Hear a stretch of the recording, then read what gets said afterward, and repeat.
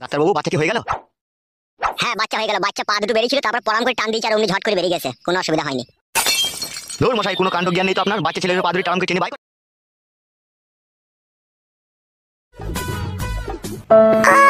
মরে গেলাম মা, আরে বেটা যন্ত্রণা করছে মা, মরে গেলাম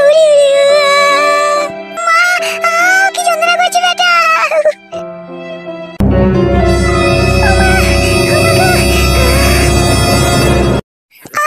মা থাকতে পারছি না মা, কি লাগা লাগছে। আরে মা, তোর কি বাচ্চা হবার সময় হয়ে গেল নাকি রে? হ্যাঁ মা, সময় হয়ে গেছে, পেটে খুব মাথা দিয়ে চার মারছে মা, মরে গেলাম যন্ত্রণাতে। দাঁড়া, তো শ্বশুরকে ডাকি।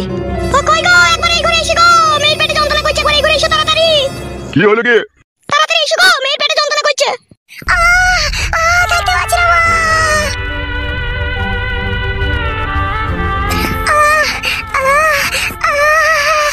কি হয়েছে কি গগিন্নি? ওগো, তোমার বৌমায়ের মনে হয় বাচ্চা হওয়ার সময় হয়ে গেছে গো। তাহলে এখন কি করবে? এখন তো ফুটুও নেই বাড়িতে। সে মাংমুকু মাঙে ছোড়া কবে আমার মেয়েকে সুখ দিয়েছে, আজকে মেয়েটার পেটে বাচ্চা, সে বাড়িতে নাই গো পাতা কুকুর বেটা। এখন তুমি একটা কিছু করো গো, হসপিটালে যাওয়ার ব্যবস্থা করো। মরে গেলাম মা, এখন একটা অ্যাম্বুলেন্স ডেকে আনার ব্যবস্থা করো, তাড়াতাড়ি যাও।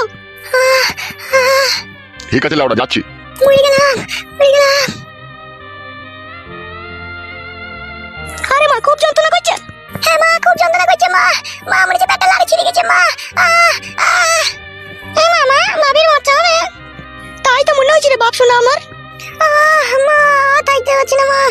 একটু ধৈর্য রাখ বিটি, একটু সবুর কর বিটি, সবুর কর। তোর শ্বশুর গাড়ি রাখতে গিয়েছে। আজকে বাচ্চা হয়ে যাবে মা? হ্যাঁ বাপ, দেখি আগে হসপিটালে ভর্তি করবো, দেখি কবে বাচ্চা হয়, দেখি আজকে হইতে পারে, কালে হইতে পারে।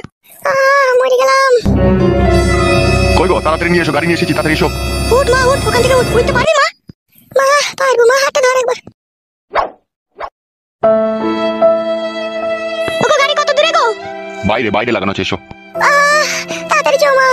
একটু ধৈর্য রাখ বিটি, একটু ধৈর্য রাখ।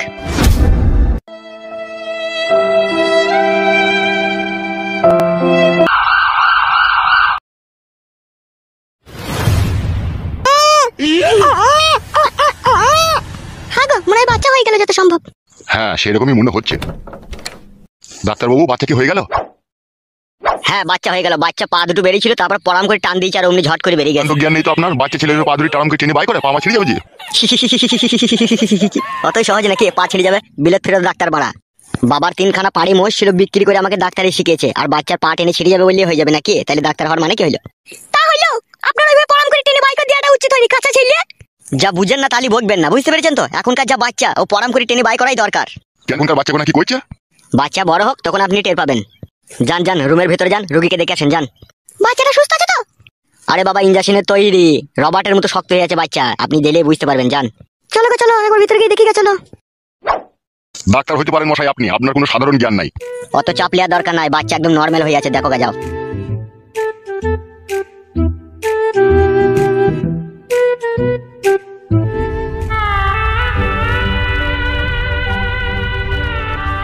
কি রে মা, এখন কেমন আছিস তাহলে?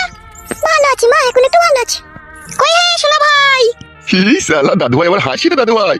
তাই তো গো, আমার দাদু ভাই হাসছে গো। ছেলের আমার এমন পুরো ভাগ্য, কাছে বাপ নাই গো আজকে।